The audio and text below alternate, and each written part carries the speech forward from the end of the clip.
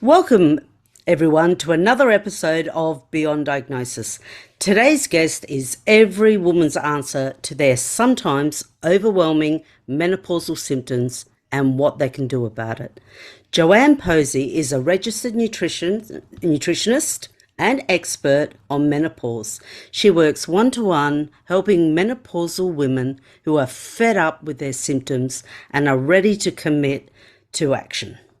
So to start shifting stubborn belly fat, sort out terrible gut symptoms, and finally feel listened to using her proven 4-step method. Hello and welcome to Beyond Diagnosis, a podcast to raise your awareness, decisions, and voice for alternative practices so you can take back control of your health. I'm Rita De Michele, your host, a mindset and empowerment coach, and the founder of the Onus platform. Join me each week so you can create the health of your dreams. Joanne, I'm so excited to have you on the show to learn about your methods. Well, thank you for having me on. I'm delighted to join you. Oh, it's great. It's such a pleasure. Now, your work really, it speaks to every woman 40 plus who's thinking, what on earth is happening to my body and where's my former self? The Yeah. changes can sometimes be intense, affecting us physically and emotionally.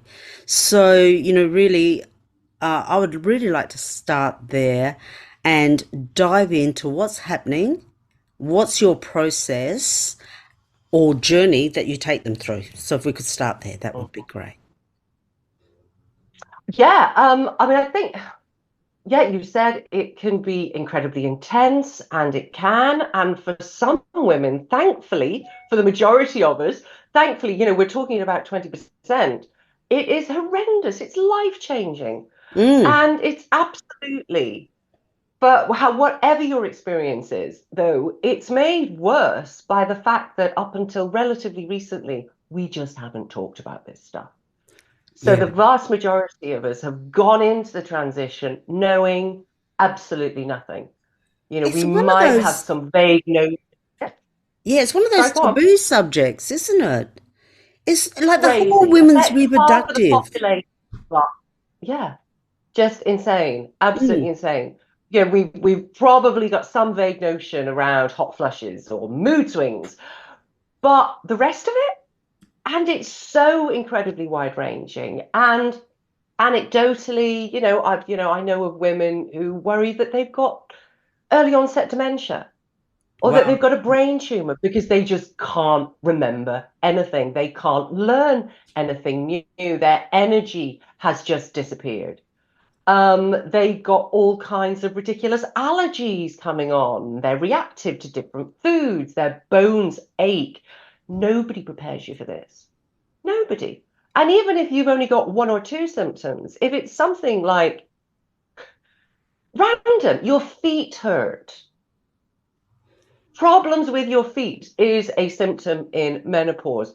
If you can't flipping walk, that's pretty debilitating. So even if that's your one symptom, you're It's going a to be big pretty one. buggered, aren't you? It's a big one. Yeah, that's if I it can put my affects hand your up for mobility. that. I can put my Yeah, hand up for that one. My yeah. feet And did you hurt. know? You know, Did you know in advance? oh God, no. I didn't know that. Yeah. I didn't know that, Mm. memory problems, that's the big one. That is a really big one. Like even I will admit that sometimes interviewing people on this podcast, I go to say a question, I go to ask a question, and all of a sudden it's like, where did that go? It's like it just went out into the ether, and then I'm Yeah. desperately trying to think of another question that doesn't come. Normally, I'd Yeah. think of something like this, but no, it just doesn't come. And you're sitting there going, oh my God, it is debilitating. Yeah, And yeah, yeah, I, because and I I, think it's made so much worse as well because we feel that we can't say, "Oh my God, that's just totally gone out of my head," because it's embarrassing because we want to be seen as being very, very mentally switched on and with it. mm, So the fact that at any given time there might be five women sitting around a flipping boardroom table or whatever, thinking, Christ, my train of thought has just disappeared. They're not going to feel that they can basically live in that moment, that they are panicking, and that just makes everything so much worse. It So, would. I mean, I'm looking for the day when on live television that happens to a woman and she feels perfectly comfortable to say, do you know what? I'm just having a menopausal moment. It'll come back to me. Let's have another question. And, and how okay then does that make it for the rest of us? It really would, because we've all accepted Mm, the saying, I'm having a seniors moment. I'm having a seniors yeah. moment. Like, I forgot that question, sort of thing. But to say anything that has to do with women and the reproductive and the whole, it's just taboo. You just don't say. And I don't understand, but it's still the stigma around, oh, you're not going through menopause, but I am. So that means I'm older. It's still got an age, it has an age Oh, thing related. huge. And I think that would be very prominent in a work, because I know that you actually help a lot of corporate women with this. That would Mm-hmm. be Yeah. a big thing in a corporate setting to go, Oh, oh, 100%. it, 100%. yeah, I'm sure a lot of them would think, oh, I'm in menopause. If I don't still perform 100%, my job could be at risk because they think that I'm not going to Mm, perform as well. Would you yeah, like to speak a yeah. little bit about that? Yeah, well, for sure. I mean, we know that, there's any number of reasons why women don't want to out themselves in the workplace, and they are less inclined the more senior they are. I think Of there course, is only yeah. something like, at any level, there's only something like 20% of women in the workforce that have spoken with their line management and said, this is happening to me and I am struggling with whatever it is. When you go up the rung in terms of seniority, it's only 8% of women who will have basically fessed up and asked for help. Wow. Not a And lot. yeah, yeah, it's a tiny, tiny number. And there's all kinds of different reasons for that. But yeah, absolutely, that sense of I'll be thought of as old. I will be thought of as not up to it anymore. I will be thought that, basically I can't hack it, that I won't be viewed as a potential for promotion or whatever it is. I will be Mm, seen as mm. less than if I put my hand up and say I'm menopausal, one, because of the stigma of being in menopause, but then the double stigma of, oh, you're an old woman now. And there's still a lot of that internalized, misogyny going on. And it's enraging because, of course, at this time, we're just stepping into our power. We have, by definition, we've never been so experienced. We've never been so knowledgeable. We've never been so qualified. But this is the time we just start to disappear. And I was going to say, they become invisible in a way, don't we? yeah, yeah. They're scared of becoming Well, it's bad invisible. for the women, clearly, but it's bad for relationships. It's bad for the workforce. It's bad for the economy. Losing Absolutely. those women has a massive negative impact upon the bottom line. So it Absolutely. benefits everybody for this to be talked about and normalized, and for women to be able to successfully go through the menopause transition, knowing that they're supported, knowing what tools there are available for them, and just knowing that it's okay, actually, in itself, makes the situation easier. And sometimes that's all that's needed for a woman to know that my employer is supportive, my line manager is supportive, this is okay. Taking that stress out of the equation actually then will reduce, more likely than not, some of the symptoms that she's experiencing. That's one of the questions that I was actually going to ask you. Apart from Mm, the fact that this is kind of a two-part question, apart from the fact that each woman is so individual and will present with different symptoms, and do you find that challenging in your work? And the second part to the question is, because they're all so individual, mm, the environment would have a different impact on them. Like, yeah. one may be under a very stressful situation and she'll have these type of symptoms in menopause, and maybe someone else in the same situation and she won't have as many symptoms. So the one who's having more symptoms, even though they're going through the same thing, can be like, what's wrong with me, and feel disempowered. Can you speak a little Yeah, bit to and that? it's hugely individual, as you've said. And one of the problems that we have, even in talking about it more, is that there is a tendency to treat our knowledge of the menopause as being the definitive version.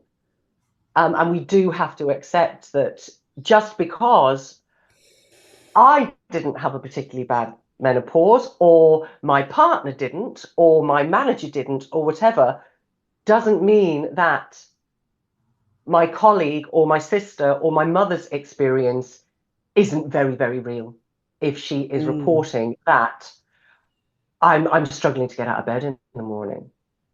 And and all the other stuff that we've talked about to do with memory and what have you. But yes, you're absolutely right. I mean, it makes my work incredibly interesting, and it's like being a yeah. detective in a lot of ways because Yes. the symptomology is so wide ranging. And part of my job is to try and get down to, well, what's the root of why this is happening for this particular woman? And clearly, obviously, we've got hormonal disruption. So there are things that we can do to try and even out and make that journey a little bit easier.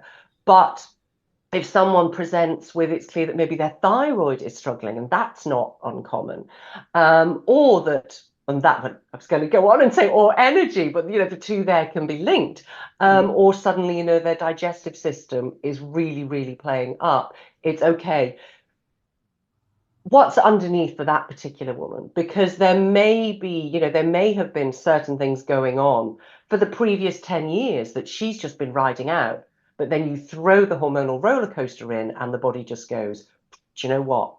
I'm not doing this anymore. So yeah. then it's looking at, okay, what is going in? What is going on with her gut? Is there something going, have we got inflammation? Have we got some kind of gut bacterial imbalance? Is it something as simple as this woman is stressed while she's eating, or she's not taking time while she's eating? It's amazing that the number of women that I see where I will just tell them to, right, I need you to sit down. Every time you eat, you need to be seated. Mm. I want you to do some breath work before you eat, and I want you to chew every mouthful 20 times. And people don't do that. And just as a tool to make you slow the heck Mm. down, because an awful lot of us inhale our food. We don't Yes. realize, but Yes. it's basically, we're not nourishing ourselves, we are just fueling ourselves. So we're just Yes. piling it in because we have to get on to the next thing. Mm. So it's no, take the time, focus on what you're doing, put your phone to one side, and really treat it as an exercise in, this is me looking after myself. And just in slowing it down, it enables our digestive system to work as it's meant to.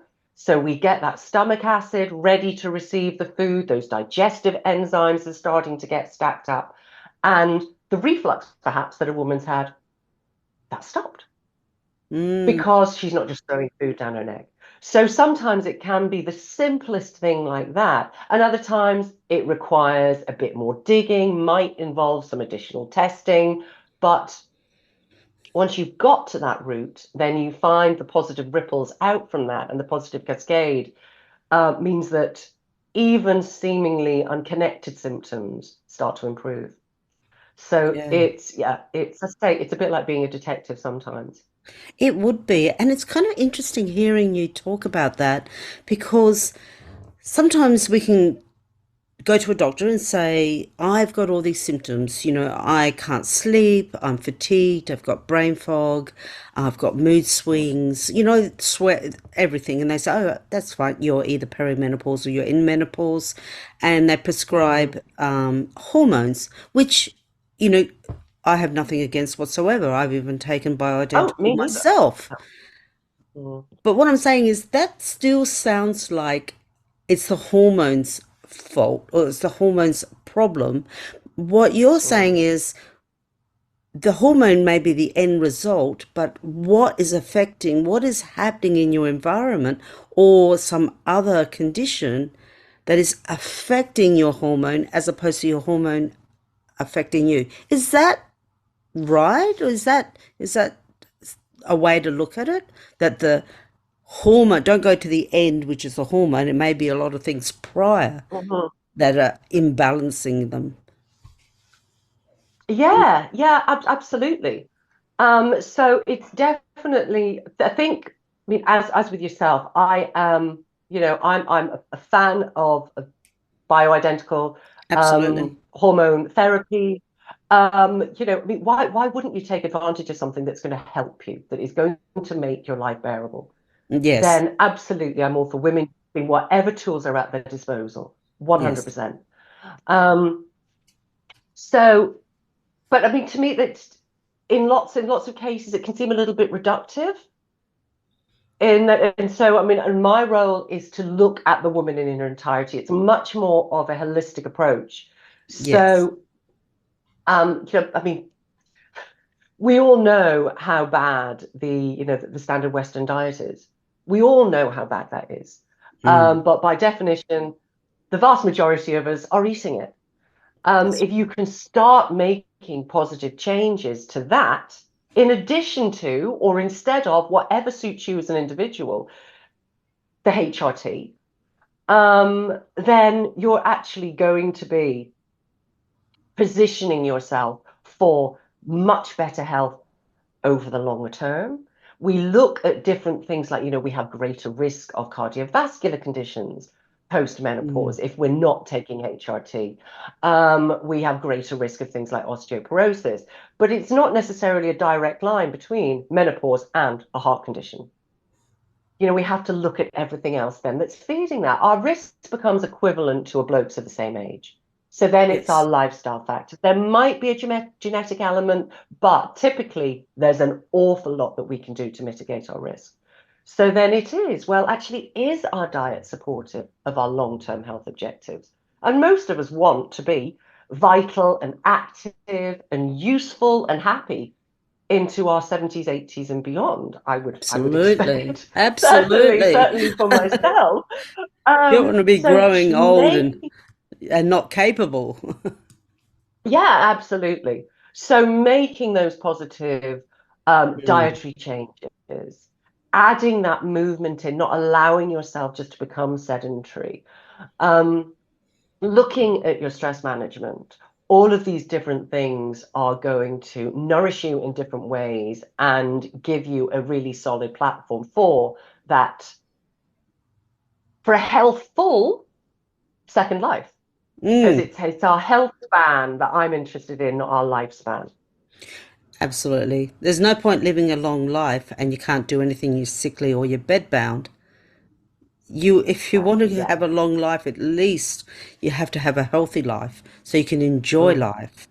Is yeah. there a particular, um, I wouldn't say diet, but a eating regime that you think is more supportive for women at this stage, or is that completely individual? I think as a rule, and certainly certain individuals will need certain tweaks, but for most of us, it can be, it can be quite simple. So I would say that, I mean, I use in a lot of my courses as a helpful tool is just a plate plan. Hmm. So that wherever you are, you can mentally impose that plan upon your plate and know that, okay, I'm ticking all the right boxes. So if you have your mental plate in your head, a quarter of it, that's your protein. And potentially we should be eating more as we get older. Oh, we should be eating more Um, protein as we more get. more protein typically than we have on average through the rest of our life. The older generation should be eating more protein to support that renewal, to support um, keeping ourselves healthful. Right. Half of your plate should be vegetables grown above ground, so Mm-hmm. not the rooty stuff. So all your salad vegetables and your tomatoes and your peppers and your aubergines and all these kind of things, half of your plate filled with those, and then the other quarter is your root vegetables or your whole grains. And always make room for healthy fats. Do Yes. not be afraid of fat is your friend. So get your healthy fats in there. And I think for the vast majority of us, if we are following that plan Mm. most of the time, and I always say that you know, we're aiming to get it right 80% of the time. It's the And if we're 80-20 doing rule. that, exactly, yeah. Yeah. You know, so then if we're doing that 80% of the time, it doesn't matter that we're sat in the cake shop. Mm. You know, it's, you know, there's room You for got to that. have a There's treat room every for, now and then. of course you do. Of course you do. You know, you want to feel that you're still part of the human race and you can still go to the party and still, you know, celebrate your birthday or whatever. Um, so, you know, there's definitely room for, you know, coffee and a cake. Absolutely. But say if you are thinking about that plate plan and using that for the vast majority of your meals, you really can't go far wrong. Yeah, it sounds sensible. Which brings me Mm. to one of the most important things, I think, during this time, especially since women at this age really come into themselves. I find, you know, you let go of a lot of that comparison and worrying about what other people think, and you feel a little bit more empowered. But how Mm. important is it that we accept our symptoms and what we're going through from ourselves, that we don't judge ourselves and compare ourselves to others or say, you know, why have I got this? Why is my skin so dry? Why has my hair become frizzy? That we actually Mm. don't, what's the word I'm looking for? Judge ourselves. How Yeah. important is our mindset whilst going through this period? Oh, I think it's central, Mm. genuinely. And as you say, not judging ourselves, not being disappointed in our own bodies. Because this, Mm. you know, our bodies are keeping us safe. We are transitioning into that second life that I talk about. Um, and it's enabling us to let go of some of those old responsibilities. And that's great. Mm. That is, you know, it's, you know, if we've put our childbearing and child rearing years behind us and to say, well, actually, this is now my time. And so that was then, but now is the time for me. And if we can think about that transition as the, it's almost like it's the kind of, you know, it's the holding room, it's the entrance hall towards, you know, towards the, you know, the marvelous next life that we can make for ourselves. And if I think if we can treat it as one, that release from having a menstrual cycle, who flipping Ray? You know, Yes. Susan, I Oh, appreciate there are some women that grieve the loss of their fertility, but I wasn't one of and them. they are, yeah, no, certainly I wasn't either. I wasn't either. But and certainly I think, you know, I think it's understandable and that, you know, and those women should be supported through that. But I think possibly in certain cases that grieving process can be because we've been almost trained to think of ourselves as being nothing more than reproductive organs that work. Mm. You know, that um, but if we can get beyond that and really start to accept and celebrate all of the other gifts that we have. And as I said before, talking about how much more experienced we are and all the qualifications that we have and all the different gifts that we have, that we are brilliantly positioned then to think, well, as I said, this is my time. What am I Yes. going to do with it? And I might continue doing the same, but I'm going to do it as spectacularly as I can. Or I might decide that actually, do you know what? I am ready for a change in Mm. whatever area of our life that might be. And that I am better equipped now than I have ever been to make that change and to make that change a successful one. Absolutely. So I think if we can forgive our bodies for this disruption and not judge ourselves Mm. negatively, um, apply whatever tools are available to us, get the support that we need, and then think, right, okay, what am I now going to do with all of these decades that are, that are stretching out ahead of me? And it can be Yeah, very exciting. absolutely. And it can be so empowering. What, how do you help women to gracefully let go of the way their body did look? You know, maybe had much slimmer hips, or, Mm. you had less back weight or whatever. How do you help them? What's some of the strategies you use, like mindset strategies, whatever you use to help them gracefully let go of where they were and accept Mm. this new body? Because Yeah, you're not going to be back how you were in your 20s or your 30s, or maybe even in your early 40s. Once you go yeah, 45 plus, the changes start, and you can yeah, fight against it, or you could move and flow with it. How do you yeah. help how the women that come to you?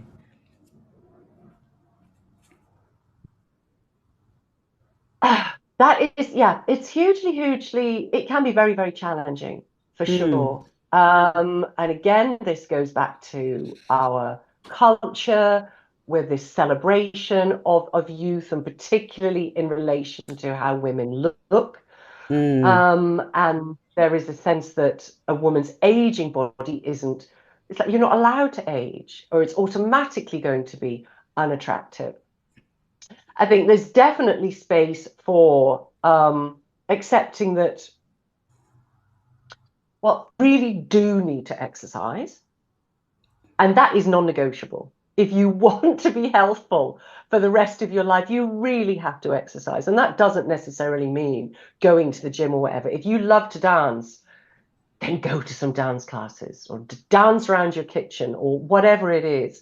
If you love to go hiking because the great outdoors is your thing, then get yourself out there and make time for that. And that in itself clearly is going to support us in having a body that is strong and is going to do what we want it to do, and is still going to give us some definition. But I think on top of that, if we can understand the reasons why some of those changes that are happening. So, for example, that, the belly fat can be a biggie. So, we yes. start to put on that layer of fat on our tummy. Mm, And yes, there's stuff that we can do potentially with diet, etc. But that pocket of fat that starts to develop, and those pockets can be big pockets or little pockets, but that pocket of fat that develops, that in itself is our body looking after us, because that is your body looking for estrogen effectively. So, in the first instance, your body will go, right, well, okay, I'm going to get my estrogen from our ovaries. Oh, okay, they're not working anymore. Right. Now I'm going to get my estrogen from the adrenals. And the body takes a compound called DHEA and converts that into estrogen for whatever estrogen needs we have. that's Now, interesting. production of DHEA does decline as we get older, so that can become more challenging. And then, as well, if we are very stressed, then production of that might also be compromised if we're constantly asking our adrenals to produce adrenaline and cortisol. The third place our body will look for estrogen is our fat cells, because our fat cells, particularly that belly fat, they're estrogenic. Oh, So that's really that interesting. body, yeah. So your body will actually will hold on to that pocket of fat, because this is providing us with something that we need. That pocket of fat is actually healthful. Now, obviously, there are degrees with this, but it's estrogenic. And therefore, if you can look at it as, okay, well, I don't have the flat tummy that I had in my 20s, but I've got this pouch, and actually, I know why it's there. It's supporting me.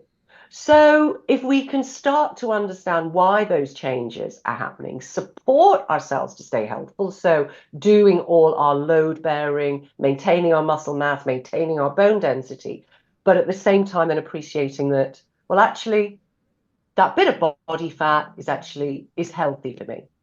And we know as well that if we are slightly, if we've got a bit more meat on us as we get older, our health chances are actually better. Again, there are degrees in that, In but moderation, yes. having that in moderation, yeah, but having just that extra little layer of fat is equated with better health outcomes than if we are perhaps as very slim as maybe we were in our 20s and 30s. So again, it's trying to get away from what does society tell me a beautiful body looks like, and what do I know that a healthy, energized body looks like, and one that is going to better suit me now in this stage of my life. So that was a very long-winded answer, wasn't it, No, Rita? But I think, it was a fantastic answer because I got so many aha moments out of that. And in actual fact, what you were saying about the belly fat and the body's getting estrogen from the fat, I mean, that is incredibly liberating to actually know that you're not looking at it and thinking, oh, I'm hardly eating a thing. What's wrong with me? I've got this big belly, you know, what am I doing wrong? And you're judging yourself and you go and pump out more weights or train so much harder to get, to get it down. But your body actually wants it there and it's producing a little bit more fat there because your estrogen's too low. To Mhm. actually know that is liberating. You can stop judging yourself because you're understanding the reason behind it. Like, Yeah, and then when you actually going back to when you said about the adrenals, the DHEA and the adrenals, and the body looks for estrogen there. I mean, I didn't know that, but would that be why sometimes we feel so fatigued because the adrenals were under stress for yeah, the estrogen connection? yeah. Yeah, well, that as well, that links in with our what's going on with our thyroid as well. And can be one of the reasons why we're so tired. It's because hyperactivity, for want of a better expression, in our adrenals is compromising and having a negative knock-on effect on our thyroid function. Um, what our adrenals do for us by way of that stress response is responding to what we perceive as being an urgent signal in our environment. Mm. Our body believes that we are in a life or death situation. We have not evolved away from ancient life or death situations on the ancient African savannah. Yes. The response that we have is exactly the same. And our body thinks that, as I say, that it's existential threat. So Mm. because we're an existential threat, it doesn't matter how fertile we are, it doesn't matter how well we're metabolizing or detoxifying or digesting or anything else. We could be dead in 2 minutes. This is what our body thinks. So everything gets directed towards feeding that adrenal response. And then there's the Mm. cascade of different physiological and psychological effects from that. So we get our blood sugar goes up, so that enables us to run away. We become more vigilant and hyper alert. And so obviously that keeps us more aware of the danger and where is it. So there's all this different stuff that's going on in the body that's enabling us to get away from the saber-toothed tiger. Of course, the That's right. saber-toothed tiger doesn't exist. We've got too much work to do, or we've had an argument with somebody, or the traffic is terrible, or we've got financial concerns, whatever it is. The reasons why we're stressed aren't life or death, no matter how important they might be Mm. at that time. But say the response in the body is still the same. So all the other important but non-urgent stuff is still getting downregulated. And we know that adrenaline has a negative effect both upon the production of and the action of our thyroid hormones. Yes. So if we are constantly producing adrenaline, our thyroid is potentially going to start struggling. So over time, and so that we can start to see issues with both thyroid hormone production, but then the conversion of that T4 into T3, which is our active thyroid hormone. So there can be all kinds of negative cascades. on that. But yes, both on our fertility, and the Mm. effects that it can have, yeah, postmenopause. Stress is a bugger, and it's one of the things I find hardest that women find hardest to actually allow themselves to introduce as their stress management tools. They can get on board with, okay, I'll eat more broccoli. They can get on board with, and I'll go for a walk, or I'll do some push-ups, whatever. Asking them to sit and, have a go at meditation, go and do a yoga class, just do some breath work. Those are the bits that they find hardest to introduce into their world. Perhaps because they feel as if, well, I'm not doing anything. And if I'm not doing anything, I'm wasting time. That's a big one, But you're isn't it? not. Yeah, you are doing something. It's very important. You're allowing yourself to decompress. And we can't live our lives in that fight or flight. We need to rest and repair. So doing nothing is very productive sometimes. And I guess that feeds into the whole self care, allowing yourself that little bit of self care, which can then impact your hormones and it can be quite supportive whilst you're going through menopause. 100%. Yeah, absolutely. We need to keep ourselves a priority, and we Mm, can struggle a lot with that as well. Um, And certainly, if I'm working with women over time, it can be a case of they will start out with all their best intentions and, yes, I'm doing this. And then over time, potentially it's, oh, well, no, I haven't done that this week, or I haven't done that this month. mm, And it's, oh, I have to do something for the kids, or something came up at work, or something. And there's always going to be something. that's right. And we have to find a way to push our own needs back up that priority list, because we are the most important person in our world, Mm, regardless of whether we have a partner or we have children or whatever our familial situation is. We are the center of our own universe, and we have to remember that. If we're no good, everything else falls apart. So do everyone else a favor by looking after yourself first.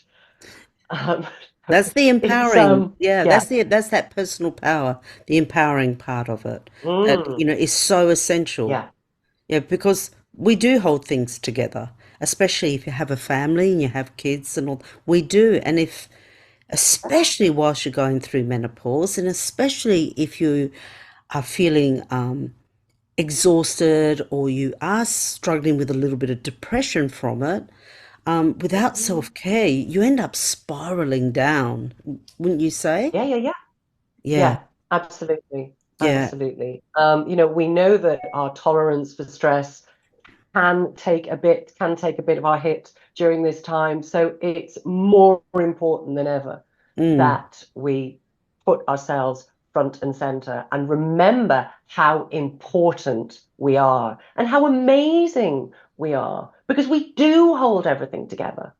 It's funny, that's I was doing some reading just last night because, as you may be aware, there's really only humans and certain species of whales that we know that will go through menopause. And I was looking at the situation with orca, killer whales, and why we think that happens with them. And it's because because those pods are they are matriarchal. So it's the older women that basically, that run the show, and relieving them of those calf producing duties means that they are liberated to then do all the other functions that hold that pod together and ensure the survival of that pod.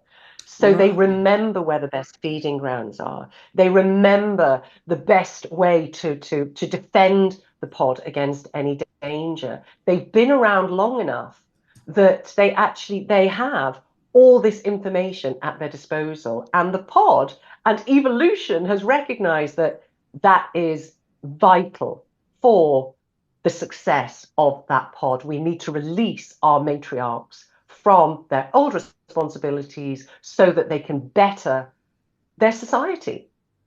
And we should think of ourselves in the same way, because we know inherently Fascinating. that we do hold. Yeah, we do hold everything together. And actually, we should step into the position that, well, yeah, I'm the center of the flipping universe. I make the sun come up in the morning. Nothing happens if I don't make it happen.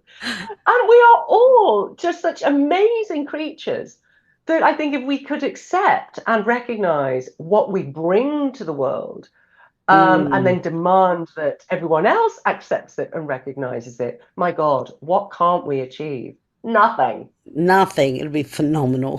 Phenomenal. And so true. Absolutely. I would love Yeah. to talk a little bit about you. Apparently, have the four-step framework that you take women through. Is that correct? In your work? Yeah. Yeah, Yeah. can you So speak a little bit about that?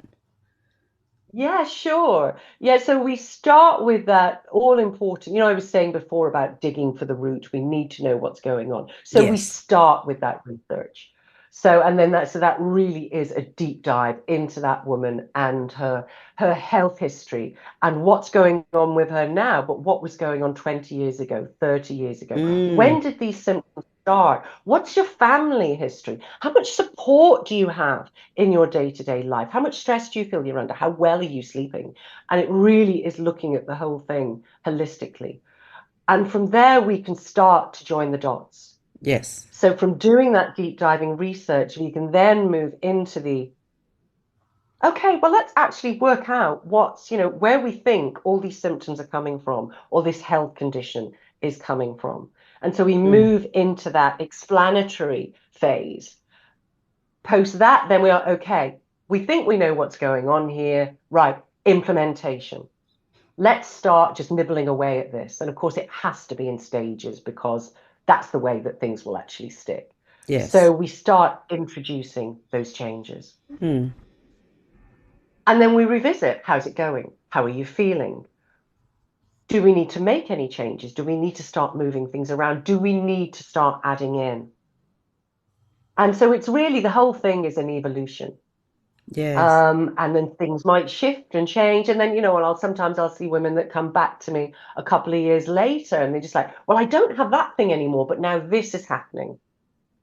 And so it's right, well, okay, let's dive into again. So why is that particular? And where's the trigger for that? And maybe what's driving that particular symptom? Mm, And so as I say, we do that deep dive exploration. We work out what the different patterns are. We start nibbling away at and putting that implementation in. And then we revisit and we revise and we evolve. Um, and typically, I find that by the time that we've got to the end of that process, what I'm looking for is a woman that is actually feels, I've got this. I don't, thank you, Joanne, but I don't need you anymore. And that for me is, well, that's brilliant because I don't want you to need me. I want you to feel that you've got all the tools at your disposal. Of course, yes. do feel welcome to come back at any time, but I don't want you to feel tied to me or that you need me to keep yourself well. You've Yes. got everything you need to, to be able to feel empowered to do it yourself. Well, it sounds like an amazingly holistic, empowering approach, Yeah. which is what we need. We need that type of approach. We need the type of approach where people feel that they're in control and come to practitioners for support. Not Mm, I would that's my hope with this is that you feel so empowered within yourself and you come and seek support as opposed to I feel powerless, I'm out of control, I don't know what's happening. Help me, you do it for me. You give me yeah, all the answers. I have no yeah, yeah, yeah. control. It's about really taking back control of our own health and then come and seek Mm, support. So you're yeah. brilliant. I love it. I love the way you're working, which brings me to my next question, where I would really like to know, really deep down, what is your why? What is your why for doing this work? Oh my goodness. Well, I am it's interesting because I was it took me a while to actually to know what my true why is. Because I came to this from 20 odd years in finance and I had some health issues myself, which then led me into researching and exploring and doing some qualifications just for me, which then led into the professional qualifications, etc., etc. And at that point, it was all about